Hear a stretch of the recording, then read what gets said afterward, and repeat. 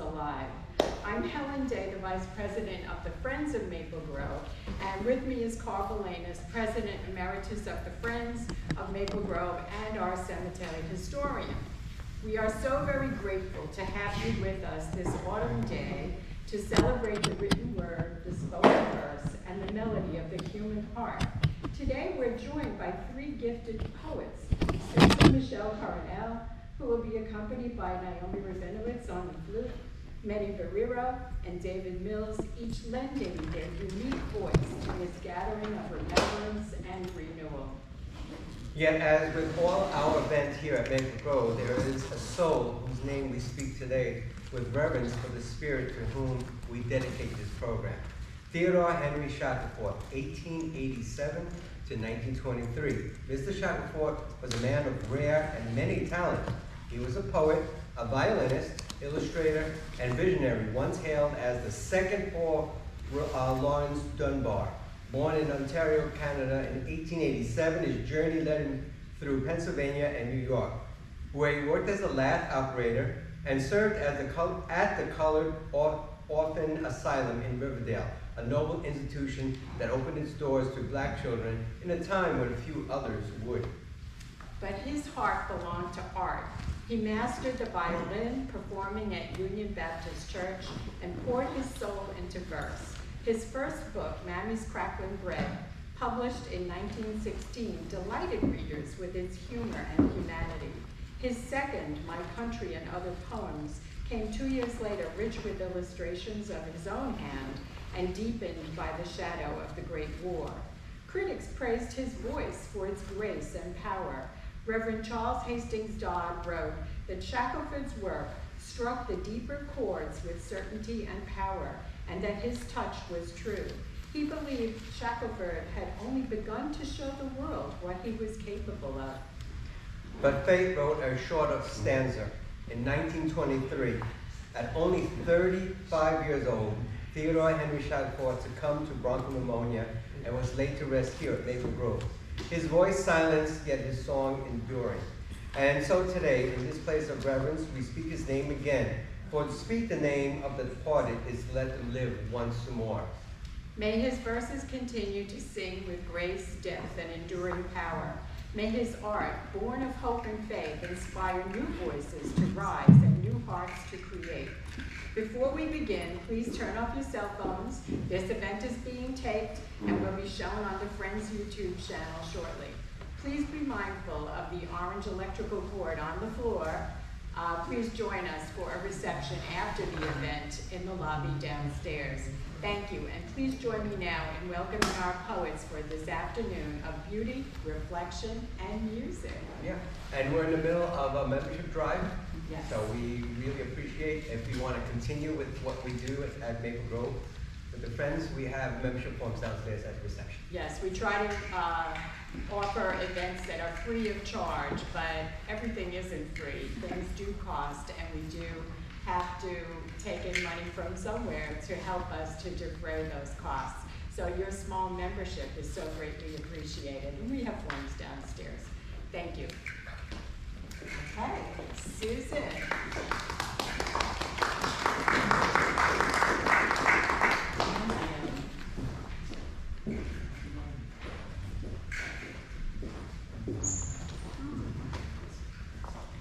Okay.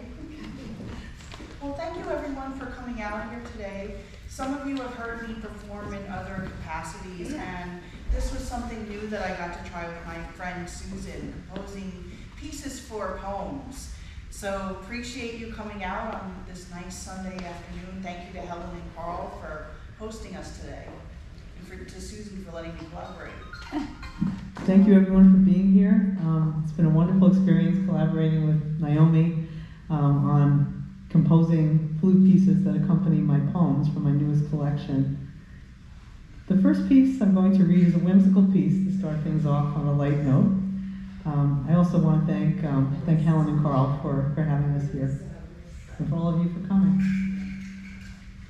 And this first piece, this is more of an improv piece. We prepared a bunch of poems over the course of several months, but this one we just put together in the green room. So this I improv a lot of jazz. This is really testing my abilities here, so we'll see how it goes. It's called Maybe. Maybe.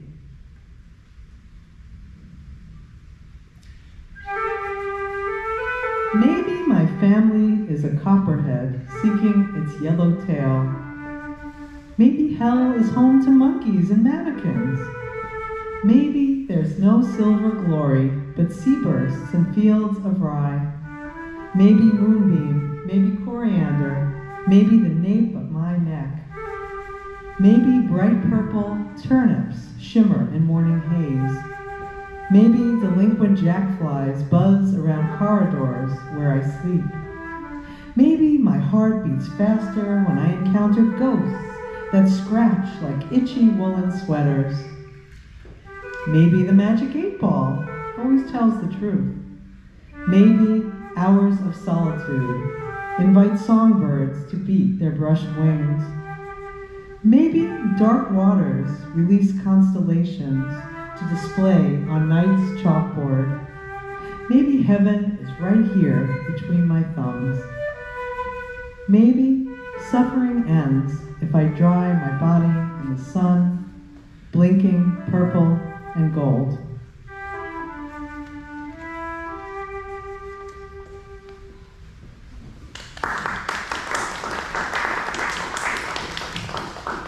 In my debut collection, In the Needle of Woman, I address different facets of the relationships of mothers and daughters that they have with each other and with others. And this poem is called I Turn Into Myself and I Am Married. I turn into myself and I am married. The mother, Miriam, blood-red petals woven into the circumference of belly. Hands clasped in prayer. Ecstatic hairs whispering.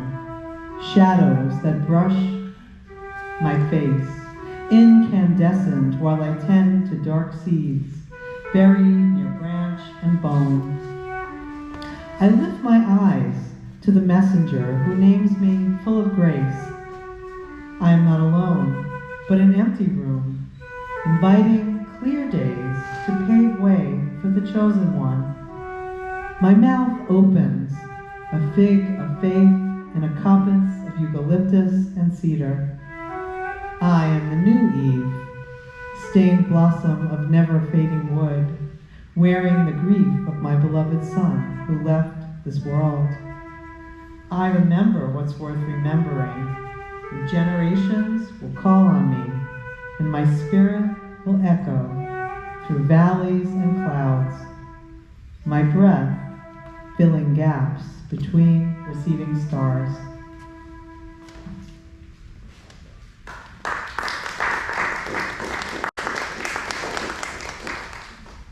The next poem I'm going to read is based on experiences I had with my daughter when she was 10. Now she's 14 and closer to her faith and culture than she was at the time of the writing of this poem. It's called Younger Daughter Resists Tradition. Yeah, and Susan, when we were composing this, asked me to riff a little bit on Fiddler on the Roof. So you'll hear some hints of a little bit of a familiar tune in mine. Younger daughter resists tradition. She tells me one day, I don't want to take Yiddish classes anymore. In Fiddler on the Roof, the youngest daughter insists on leaving the fold because of true love. But to her father, she's a splinter and a cantaloupe, untethered from tradition and from every family who has ever said, stay, follow, without doing it themselves. True love. A violin shivers naked, trills on a hill, attempting to play a familiar tune. But the music escapes through holes and pockets, beguiles even those with the best intentions, singing, look what you've done. Loss is a bone caught in the throat, a sewing needle threaded not once but in both directions. The only Jewish tradition left from my daughter is food, matzo ball soup and chocolate coins, herring drowning in sweet onions and cream. What she does not know is that I am trying to keep my balance on a roof whose shingles dangle like warped leaves. There are no prayers of devotion, but reams of remorse, the repeated desecration of our culture through history, confirming that we still sit on rotten hands. I care little for the temple, empty rituals opening like a can of preserved peaches, but I yearn for the parsley sprig, for the Star of David to be retwisted and reimagined, so my children will not lose what came before without knowing what they're losing, even as I know it's already lost forever. Love is sweet, but better with abyssal salt, a kiss on the punum. Thieves and the dead I've loved knew darkness like a tattered coat. Children always refuse, but it's still better to ask them to carry something than to come to the table of the future empty-handed.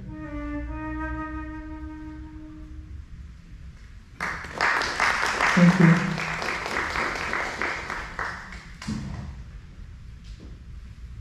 Well, it being October and with Halloween coming up, this next poem is a ghost story.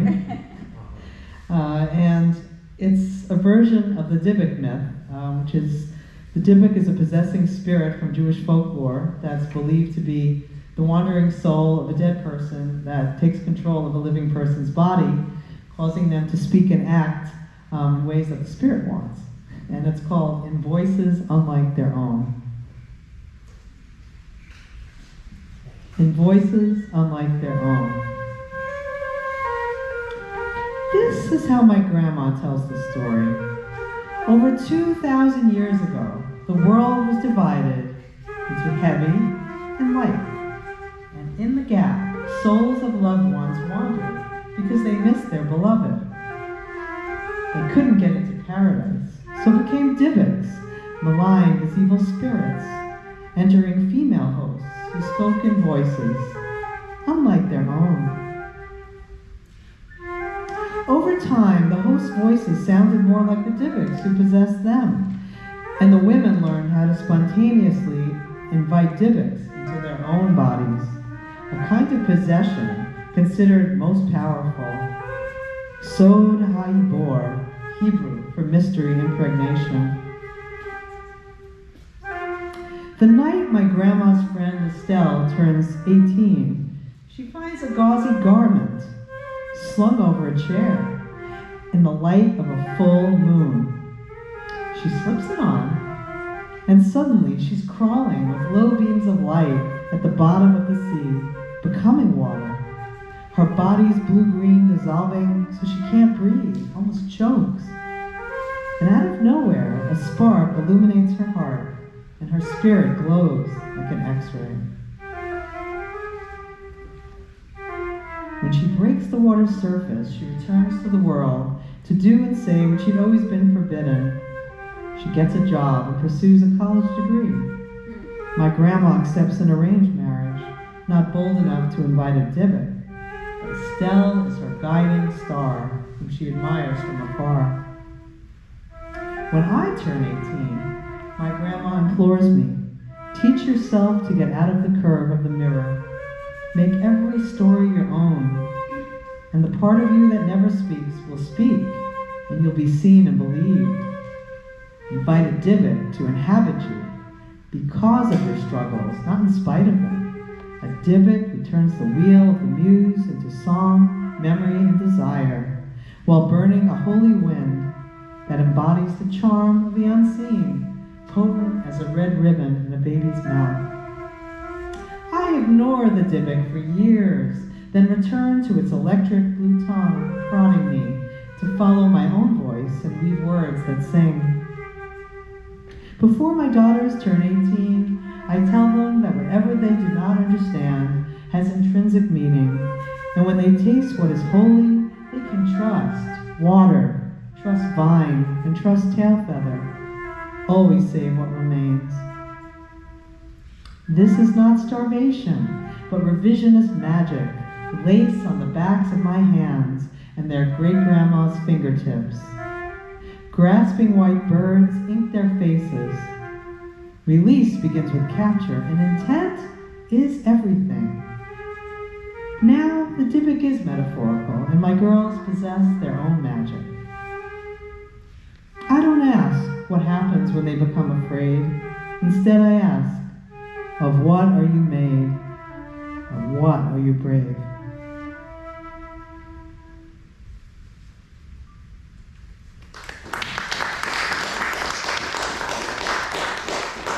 Thank you. I have two more poems to share with you.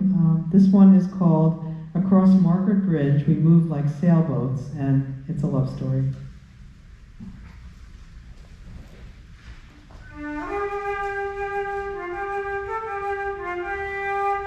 Across Margaret Bridge, we move like sailboats, hungering for water. A reflection in the Danube River, two wires intertwined. That summer, I learned my first words in Hungarian, counted to 5 as clouds scuttled by.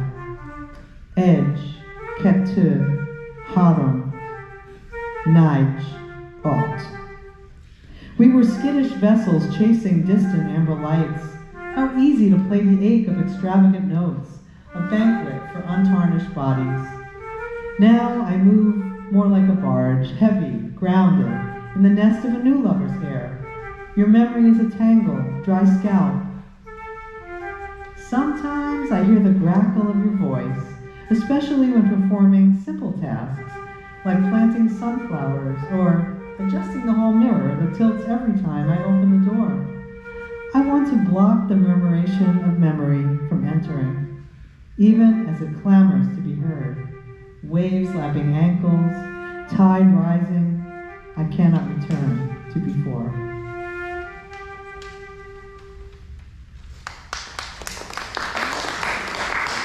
Thank you. The last poem I'm going to read is called A Wish Does Not Grow Straight. And I did want to point out that this poem is a poem that inspired the cover of my collection. There's a woman with a red dress. And there actually are words from the poem that are written on the dress, on the cover. And you could get your copy of the book and she could autograph it for you. I have a copy on my coffee table. It's very good. And it's, and I'm offering a discount because if you get it directly here from me instead of the publisher. So I'd be honored to autograph it for you and have you read it. Shameless sales pitch. Okay.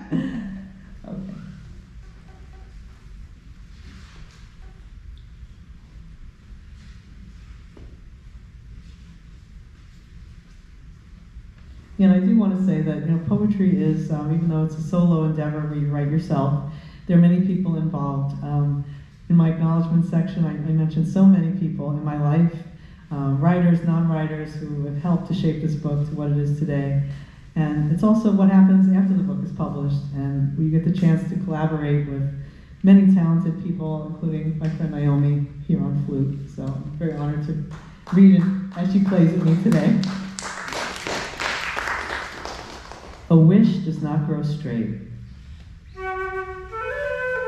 At my age, every wish seems larger than life, like a giant wishbone made of wood or stone that cannot be severed or altered by hand. What does it sound like when wood speaks? Run to the fire and put out the overwhelm. I allow the wild elm to smolder and sway. Teach me more about desire's wild ribbons than my tidy garden with its rows of hedges. What is the sound of ribbons unleashed? Memory, simply smoke, fire underground.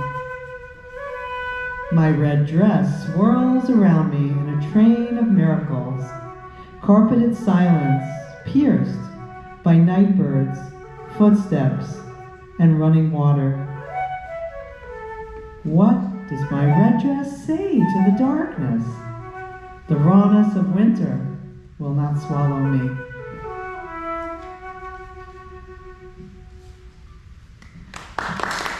Thank you again for listening.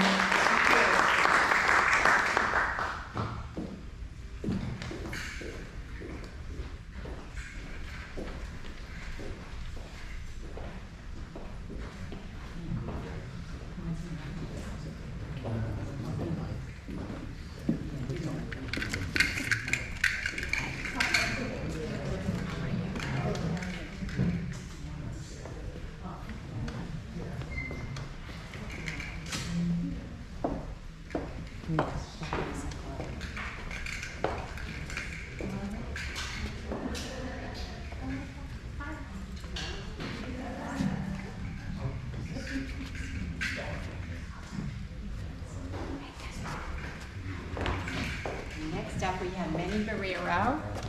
Here he comes.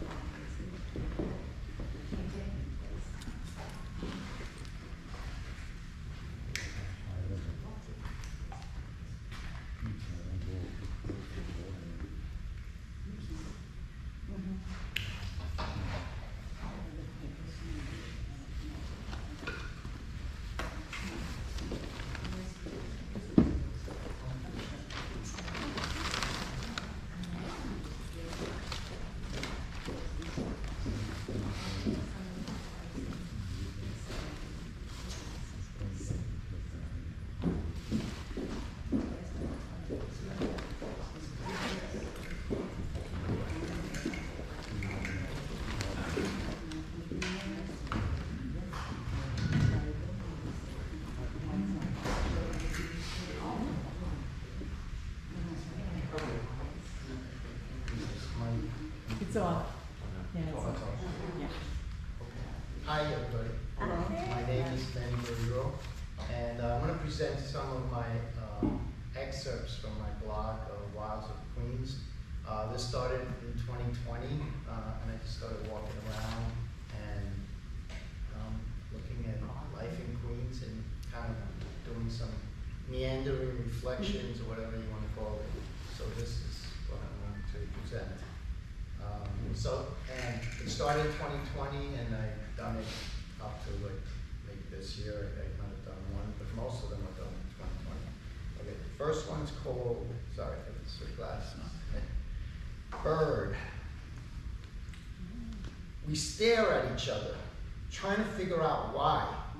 Here's this bird with a long tube neck.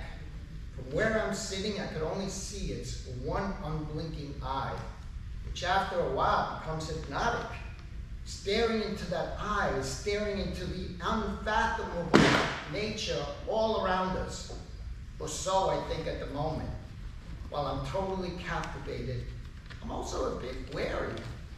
Both of us are alone, strangers drawn to the little lake in Maple Grove Cemetery. I drove from Forest Hills. The bird has come from where? If only we could have a talk, I could ask a million questions. What would the bird ask? We kept looking at each other. The bird, with one foot over the other, slowly comes closer and closer and then backs off. And then returns even closer. What's going on? All I know is we can't keep our eyes off each other. 5 minutes, 10 minutes, 15, we are one. I've never experienced a moment like this. How lucky am I? Seems we're connected. Do we recognize each other from a past life? Soulmates finally reuniting? As I'm pondering these questions, the bird suddenly pokes its head into the water and catches a small bright fish, which it holds briefly in its beak before letting it slide down its neck. The spell is broken. No more eye contact. Sadly, I realized all this time the bird wasn't thinking about me at all, just lunch. What a beast. hungry.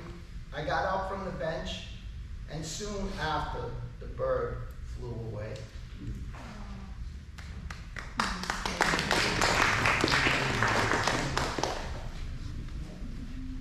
The next one is called shoes. Fashion tastes come and go, or so they say. The shoes may still be good for walking, but someone decided not for them. A garbage can never looks so chic.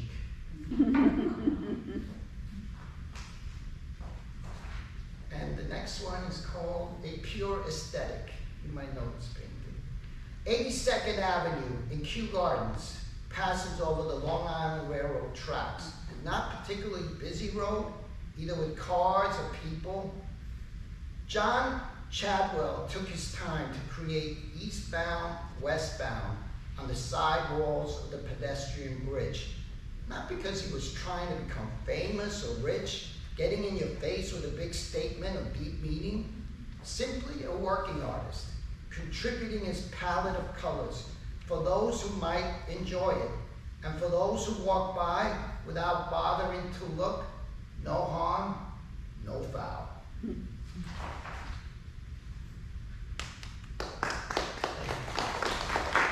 The next one is the seagull. Does the seagull on top of the lamppost in Casino Park look at the humans walking by and wonder, why are they missing the great view? The next one is the spirit of communication. Atop the entrance to the Forest Hills Post Office, there is a terracotta bas relief sculpture done in 1938 of a topless woman holding a carrier pigeon and a clock.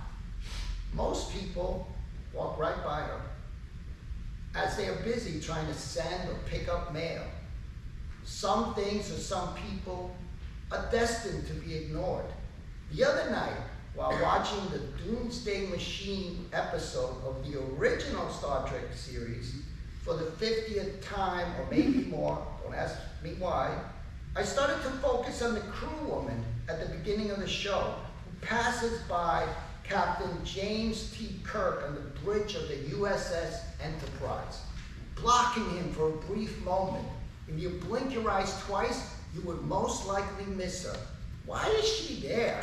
Like so many others you see in the background, walking the corridors of the starship, going places, supposedly doing things you're not meant to think much or anything about them.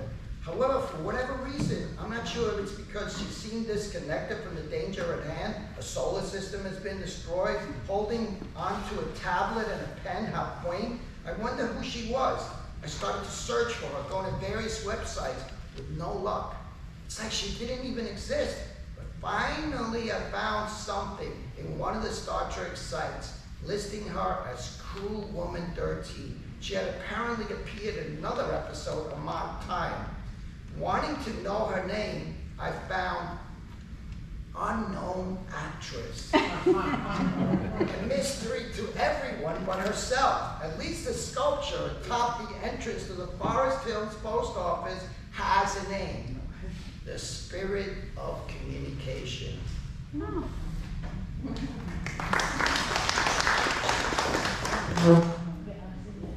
Bamboo in Queens. Walking along the Long Island Railroad tracks, I spotted bamboo, not the rolling paper, the plant. I always associated bamboo with giant pandas, but the only thing I saw moving was a train. The next one is called Flight. Just in case you might be wondering where you are, hanging from the glass ceiling when you enter into the spacious room in the Marine Air Terminal A of LaGuardia Airport is a model airplane, the Art Deco building constructed during the Great Depression, opened for business in 1939. It's the last remaining terminal still in use where you can experience what it was like when air travel first became available to the general public. Housed inside is the largest mural of the Works Progress Administration, a Franklin Roosevelt New Deal agency which employed over 10,000 artists, encouraging them to discover a distinctive American style. James Brooks' Circular Flight, completed in 1942, is 237 feet long by 12 feet high, capturing humanity's longing to soar above the earth. However, in 1952, during the Cold War Red Scare hysteria, someone decided to cover up the mural with wall paint, because this magnificent work of art was thought to be subversive, socialist, or communist, daring to depict flying as something catering to the masses, not strictly to the rich or to the military. Fortunately, the mural was sealed in varnish, so it was able to be restored to its former glory in 1980, showing us our imagination can often reach up to the skies and at other times sink down to the gutter, only as in this case to rise again. The next one is construction. A peek into a construction site looks chaotic. Heavy machinery, earth moved, materials piled everywhere. Who is orchestrating it at all? Never having worked in construction seems like a magic trick. When you pass by, nothing major is going on. A few scattered workers in a corner here and there. Eventually, pieces come together and something appears. Is that the way we form our lives? We have to step back to see the big picture.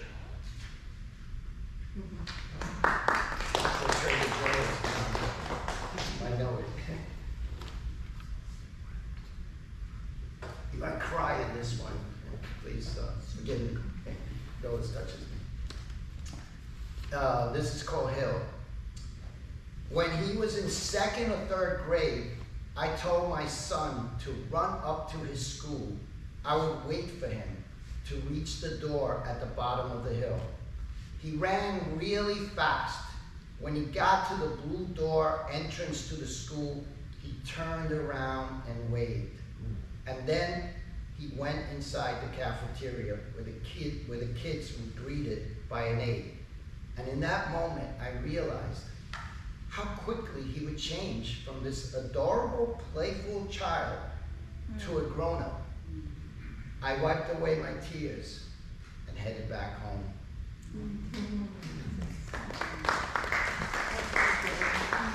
Now 19, doesn't talk. Chickens. The chickens have come home to roost in Forest Hills High School. Not sure they know why, and neither do I. Bird brains? Nature works in mysterious ways. 1 hour photo. Time is relative, they say. Back when the store on Jamaica Avenue put up the yellow awning announcing 1 hour for your photos, or better yet, 45 minutes, would have seemed like a miracle. Previously, you drop off the roll of film and wait up to a week to see what you had. Actually, many times when you picked up the pictures, you didn't even know what you were going to find, because you probably kept the roll in the camera for a while before shooting all 24 or 36 exposures.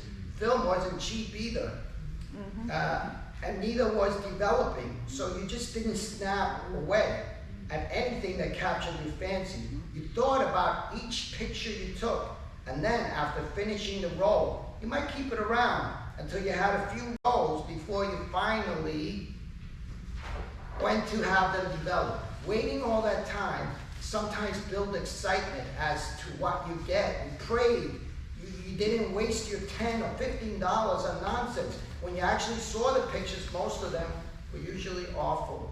But somehow, if you were lucky, you might discover one or two that truly were better than you remembered. And then it would all be worth it. What is it they say, all things come to those who wait? Now an hour for a photo seems like a lifetime. We've lost the adventure, the anticipation, the surprise. A small price to pay, perhaps, for instant gratification.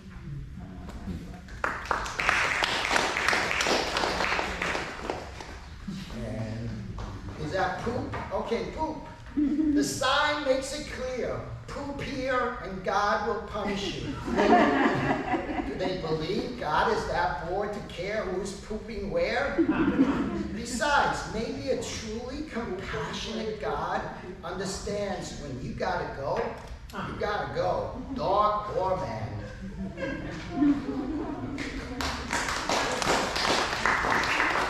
And this one's called hopscotch. Nowadays, we can't imagine hopscotch, a popular playground game for evidently thousands of years. Even Romans kids played a form of it. To be a reason for great concern. Googling hopscotch, however, I was surprised to learn it was one of the games not allowed by the Buddha. It was a cause for negligence, which says the more things change, the more they stay the same. We look at kids today playing video games and we think so many hours in front of a screen, is it a good thing? But I'm sure in the future they'll look back at kids playing video games as something utterly benign compared to the AI game totally immersing the player where reality blends with fantasy or vice versa. Nobody able to distinguish what's a game and what's not. Certainly they will be a cause for negligence, at least for a while. Tell me if I'm going over the time. No? Okay, next one is Column of Jerash. A funny thing happened to me in Flushing Meadows, Corona Park. I ran into a 30-foot column from the Greco-Roman city of Gerasa, now the Jordanian city of Jerash, which is over 5,700 miles away. The column was a gift presented by the King of Jordan for the 1964-65 World's Fair. The marble column with the Corinthian capital on top dates from 120 CE.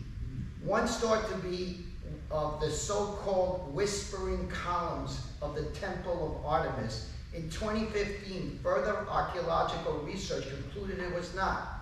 Nevertheless, it spoke loud and clear, but apparently only to me, as a center of attention was in the nearby soccer game. So I had this ancient wonder all to myself. Who built it? How long did it take?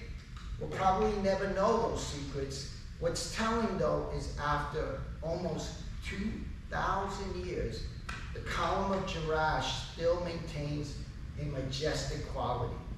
Some age better than others. Balance. The cup on top of the fire hydrant in Austin Street is a nice reminder that the key to life is finding the right balance. High dive. In the 1930s, when the Great Depression hit, FDR's New Deal program took effect. The Works Progress Administration, under the supervision of Robert Moses, built Astoria Pool and the 32-foot high dive, where the U.S. Olympic trials were held in 1936, 1952, and 1964.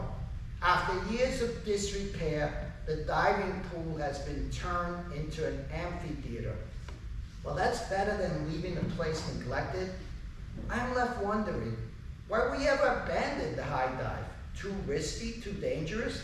Seems to me training and discipline involved in taking the plunge from such heights is something we should be aspiring to, not shying away from. But then again, I'm a lousy swimmer.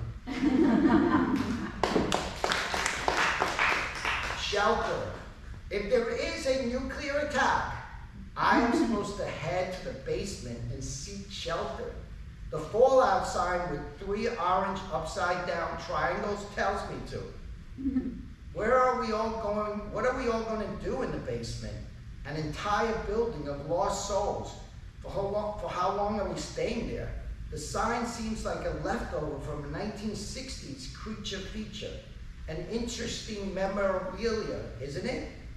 But the sign is real. The bombs haven't disappeared. They have only gotten better, faster, deadlier. It could happen. How many of us even know what a fallout is? All right, Dream of Venus. A mosaic needing restoration by Salvador Dali can be seen and stepped on next to the massive and secure U.S. Open tennis complex in Flushing Meadows, Corona Park. Salvador Dali designed a pavilion for the 1939 World's Fair, which he titled Dream of Venus. He went all out, creating a surrealist wonder of erotic images. His intention was to display a replica of Botticelli's Venus with the head of a fish at the entrance to the pavilion. Except the organizers of the fair said, no fish head for you. Dali protested by writing a pamphlet, Declaration of the Independence of the Imagination and the Rights of Man, to his own madness. Several months later, the world was at war, a much too real nightmare. Even Dali couldn't imagine. Seeking time travelers. The sign says they are seeking experienced time travelers. Obviously, it has to be something else. Experienced time travelers must have better things to do than to respond to a help wanted sign stuck on a lamppost on Queens Boulevard. You would hope so, at least, but you never know. The time-traveling racket might be a little slow this time of the year. Stereo. And this store is still around. I love it. The CD player on my stereo wasn't working, so I took it to a repair shop on Queens Boulevard. We tend to throw away old things that don't work right instead of fixing them. Many times they tell us it costs more to fix than to buy a new one. Some things like CD players have been made obsolete, taken over by new technology, but my Technique stereo had a sentimental value. Maybe because they don't make them anymore, or the cool sidelights, or that it is also a cassette player, or because it just looks pretty. So I took it to be repaired. I was happy when I put in a CD and it played again. Then it broke once more. I did think of getting rid of it, but I went back and fixed it again. Going to the repair shop was a time travel experience. Electronics and dot matrix printers, all kinds of gadgets. Some there as almost ornaments of another age, when things somehow seemed more comprehensible. My stereo was fixed and I used it for a while, but now it rests somewhere in a corner of my apartment, disconnected, like all of us in a way. My last one is called Land of the Giants. You may remember this show. I don't know why exactly I thought of Land of the Giants, an old TV show, when I saw the huge leaves of the elephant ear plant, perhaps somewhere burrowed deep inside our brains, are all the hours of television we ever watched on an endless loop. Thank you.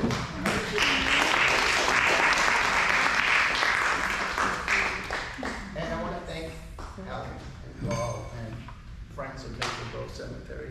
Thank you. And you guys. And David. Yep. Next we have David Mills. All right. Good afternoon, all. Good afternoon. I'm literally just getting back from Worcester, Massachusetts. There's a place called the American Antiquarian Society, and I read there for their members meeting.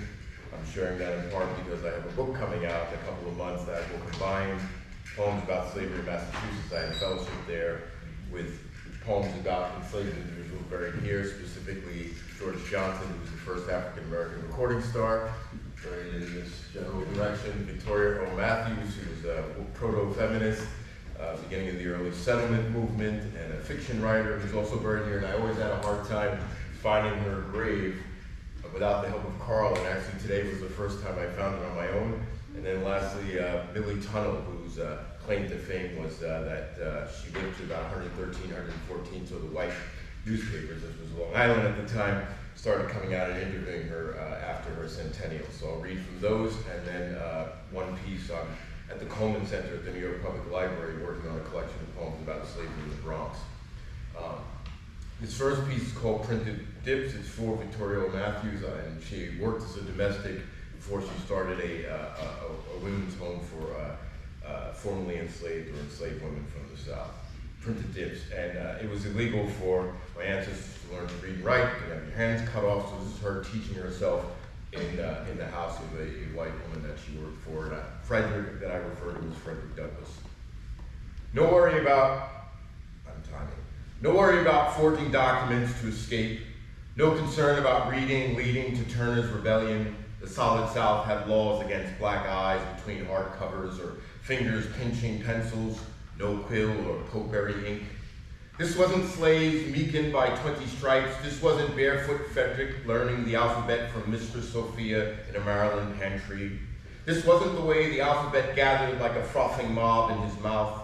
This wasn't Frederick running errands lickety-split, then giving Baltimore's white urchins white bread to make them his secret reading teachers. This wasn't dictionary as open window you couldn't climb through.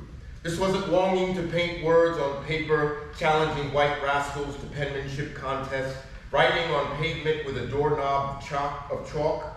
This wasn't brick wall copybooks, slave children trading clay marbles and oranges for alphabet lessons. This wasn't teaching yourself to read by sprinkling one syllable at a time on your tongue. This wasn't my home state of Georgia, where if you were caught writing, your right finger was cut off. What if you were left-handed?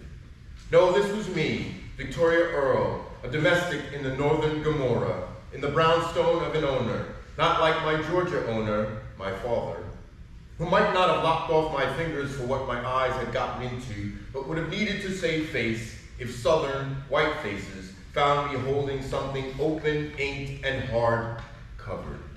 Something my eyes had not been invited to. No, this was a library of the late day after I washed windows with vinegar, then dried with a penny paper, likely the Herald, dusted the sideboard and plumped the settee and slipper chair, then found myself at literary attention before a stoic walnut bookcase.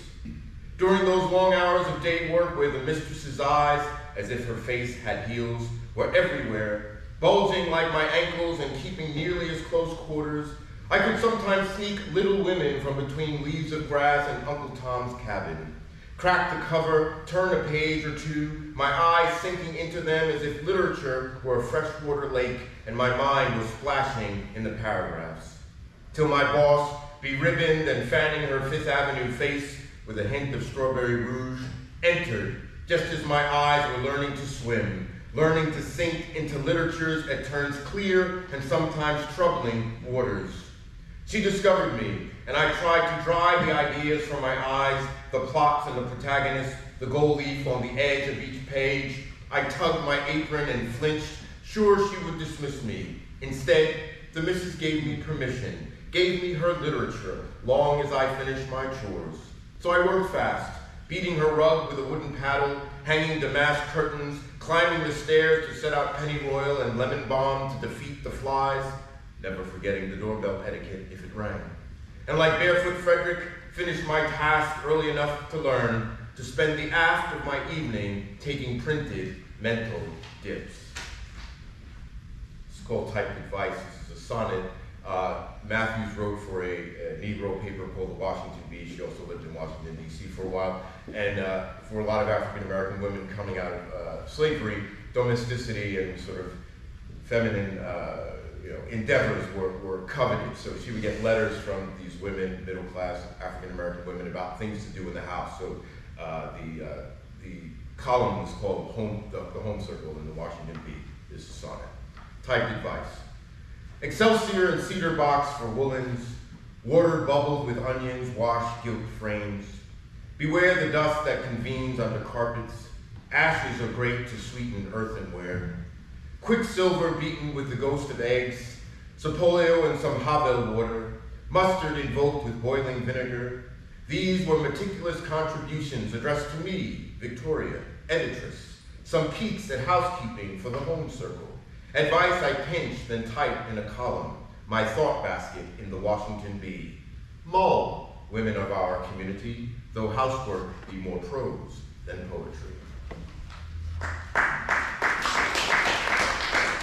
Oh, I forgot to also mention that you talked about Theodore Henry Shackelford. I got a grant from Flushing Town Hall. I'm working on, as we speak, a series of poems about Mr. Shackelford. So I was hoping you weren't going to say you got to read one today, because I'm still working on it. But yeah, okay.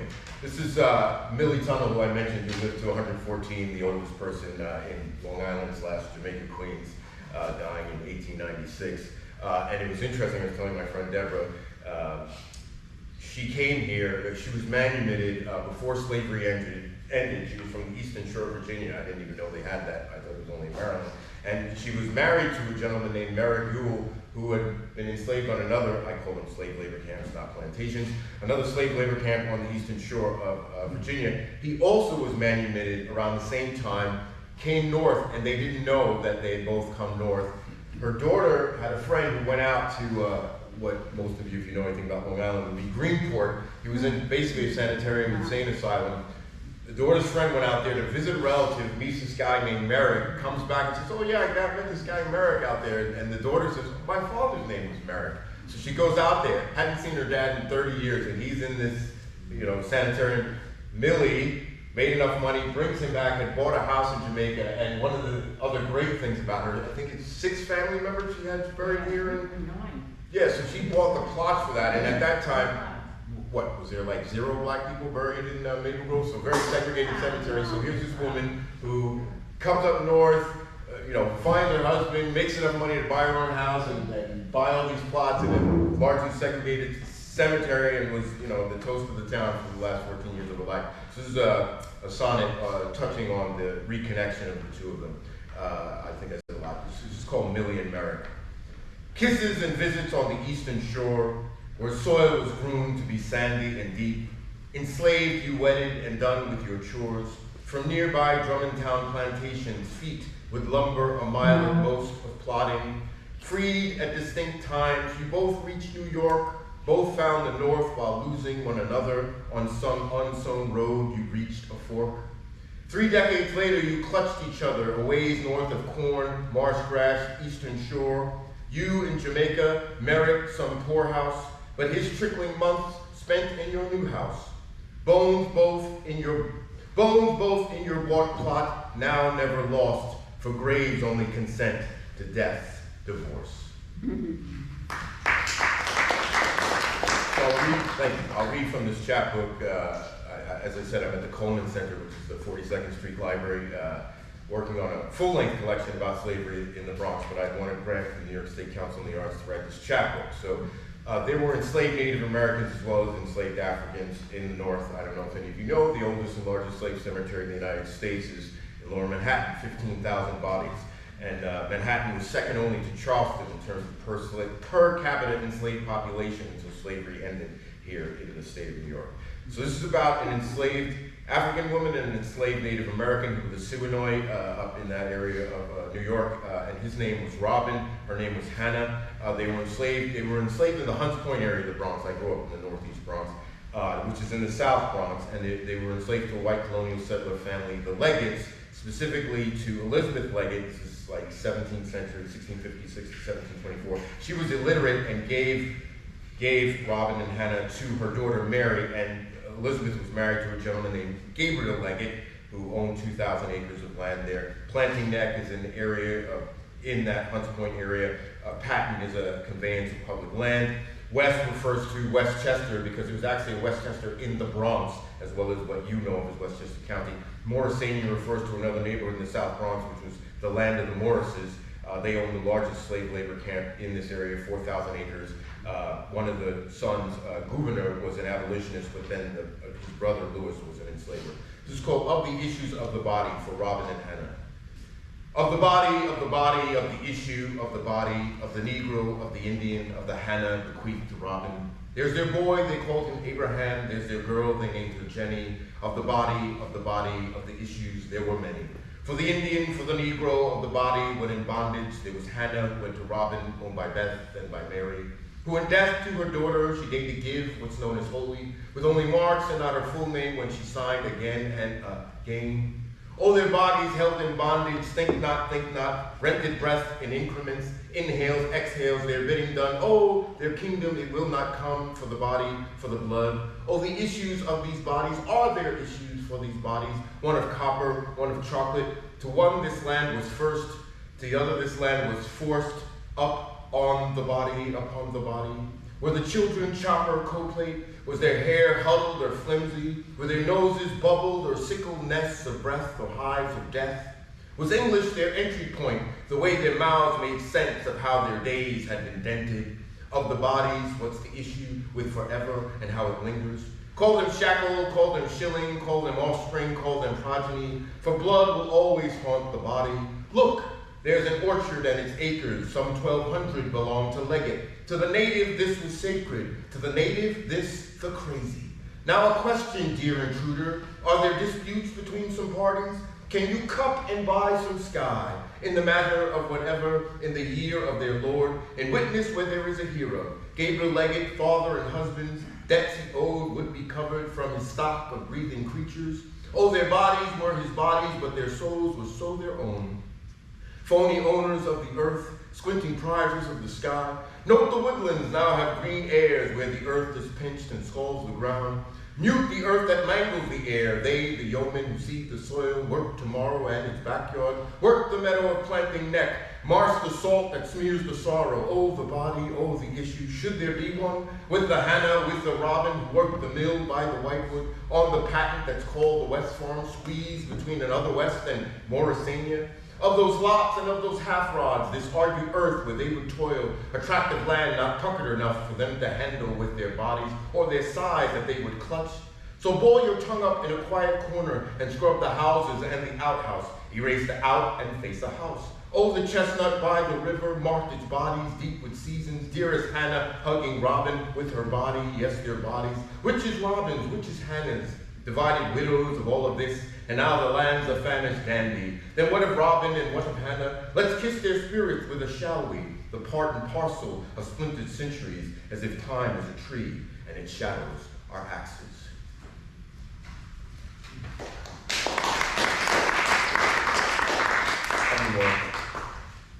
So George Johnson, as I mentioned, certainly the first African-American recording star, and I'm beginning to believe the first recording star of any ethnicity. So this is called Sonic Pioneer. It's using the conceit of what I would call imbalanced narrative of the pioneering of white colonial settlers here and talking about the Native Americans, and then using that to turn on the idea of Johnson being a recording pioneer. He recorded with the Metropolitan Phonograph Company. He also recorded with Thomas Edison. Sonic Pioneer. Prairie Traveler was a book that came out in 1859 that was sort of encouraging white colonial settlers to move into the West and decimate the Native Americans, but we can talk about that later. And then James Fenimore Cooper wrote Leather Stockings and the character Natty Bumppo after George Johnson. He first recorded in 1890, and he's very out there. It's the Laughing Song and the Whistling Coon, the two hits. The 13 colonies aimed to burst the earth by heading west into territories other nations. Where they Daniel Boone and Davy Crocketed, where they loped into dark and bloody Kentucky with tales of leather stockings, Natty Bumppo, and deer slayers, visions tight and tightly bound, such that fibs could be dubbed folklore, plug tobacco in the cuff of a cowboy's jeans, lassos and chaps, prospectors combing creek beds, driving Arapaho from Colorado and Sioux from the Black Hills, pioneers burning and girdling elms and ash, trapping, setting, figure 4 deadfalls for prairie dogs. All this so settlers could annihilate the plains, could scrub the land of more than pignut hickory and black oak with acorns cradled in woody cups. There were also Shawnee triple coil serpent mounds and bean-bred council houses, Cherokee firekeepers of deer tongue and smoke holes, Great Plains plain to see by the prairie traveler sandwiched in paragraphs. By wagon trains stalking claims on a first-come, first-served basis, chiseling little houses on their prairies. But what if you arrive black and half a century later? What if you travel only by sound of mouth, passing ridge lines and outcrops, wranglers and giddy-up, cholera and gunshots? What if your wagon train is a garbled garland of syllables and someone plops a 10-gallon hat on your laughter? Your mouth, a herd of buffalo formerly blackening but now chased from the plains and Natchez Straits. Your mouth, while noting homesteads born of sod and mud and the graves of those lost, making its way across America without moving, but by being leaned in and listened to, by being approached by hunched-over whites in far-flung parlors whose doorknobs and good books your unbidden hands will never touch nor twist. Yet, as a sonic pioneer, you will touch those who hear you, the children's of those white settlers. Your tongue, a casket for hardtack and dried apples, is now their new frontier. Did they mistake your lips for a foothold trap with swivel snap and spikes to catch black bear for chuck and pelt? In the snow and cold, the acres and underbrush, did your sound erect placards and posts to kindly introduce itself? Did it pan for white ears as if they were gold, because yours was a voice to be heard after being trapped and herded into the busted eardrum that most call America?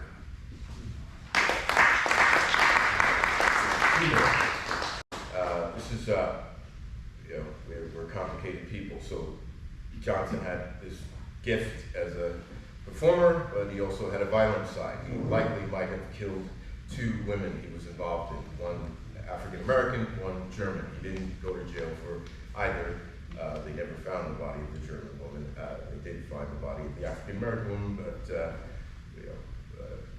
white male power, they got behind him because he was famous at that time, and he was acquitted. So this is called No Argument, and the woman's name was Roskin Stewart, died in 1899.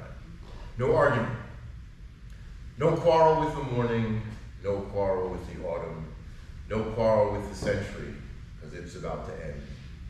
No argument with the apartment, no argument with later, no argument with unconscious, because that's how she was found. No argument with the day, no argument with heaven, no argument with beaten, because it seems that that's what happened. No argument with taken, no argument with the hours, no argument at the hospital when they came to arrest him. I will close with a piece for Lily Tunnell. It's called Tucking. She actually met George Washington before she came north. She was working at her master's or her enslaver's tavern, and this is after Washington had left the presidency.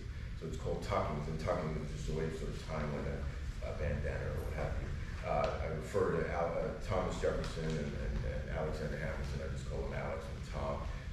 Laudanum is a painkiller, and I didn't know this until I was working on a poem that Washington only had one real tooth left in his mouth, I think even while he was president.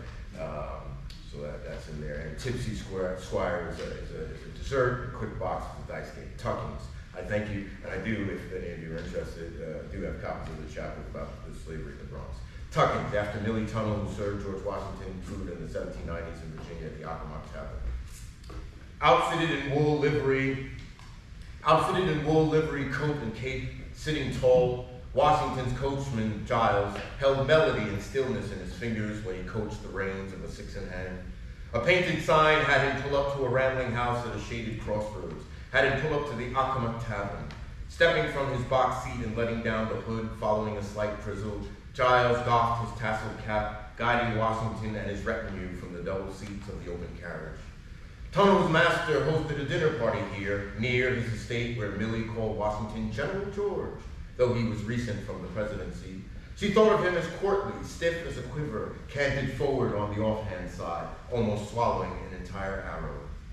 Did Washington think about Millie in her homespun apron was part of the nation's tattered fabric, like the black fabric of Mount Vernon he inspected on horseback? Over 500 slaves who rotated over 2,000 acres of wheat. Did he think on these things when Millie met him at the tavern door in her hand-me-down petticoat? Inside, light from tin sconces warmed the room, Washington's broad shoulders pressed against a ladder-back chair. Did leading the Revolutionary War lead him to think again? How many of those battles lurked in his eyes, twinkling from the glint of the tin and wooden chandelier? The losses near the top lids, victories near the bottom, draws in the corners. Like kidney stones, he had other hidden struggles, how he spent mere shillings on Lindsay and betting to avoid the buckling of the souls he owned.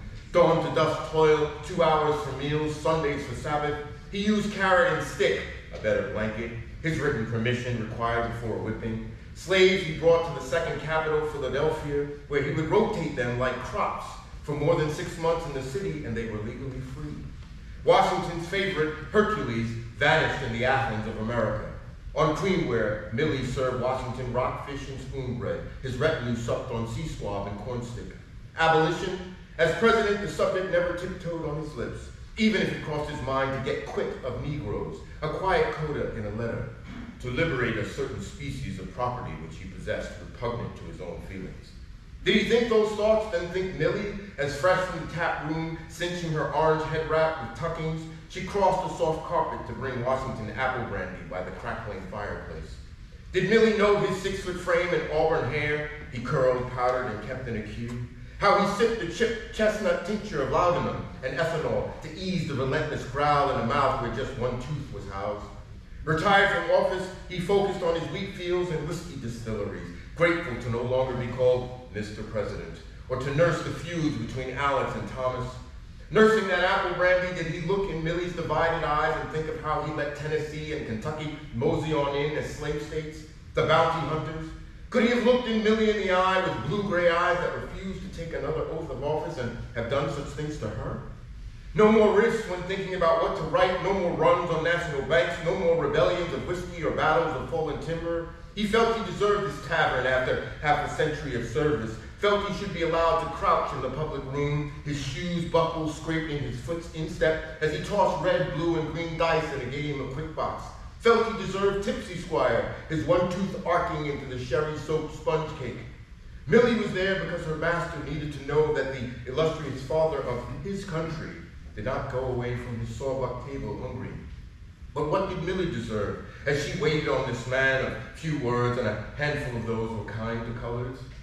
Washington left her with tender syllables and a token full of the same feeling before Giles again pulled up and the general and his retinue drove off. Thank you.